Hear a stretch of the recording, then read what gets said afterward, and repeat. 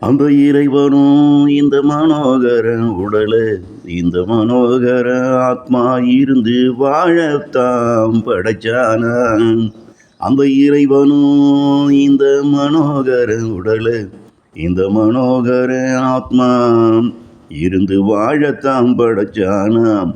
இல்ல பிற ஆத்மா வந்து இந்த மனோகர உடலில் தங்கி வாழத்தாய் உடலை அவனும் படைச்சானாம்.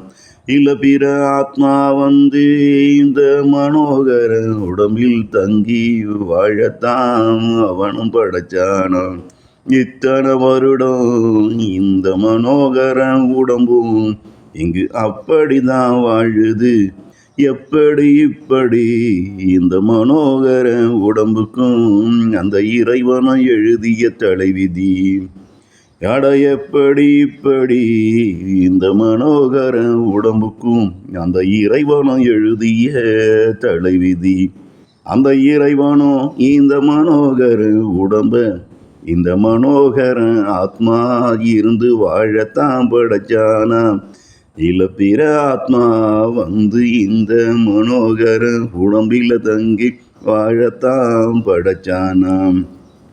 ஏன்னா இதுதான் வாடக வீடு, உடம்பு ஒரு வாடக வீடு. அதனால இக்கதையாம் இந்த உடம்பு ஒரு வாடக வீடு. அதனால இக்கதையாம்.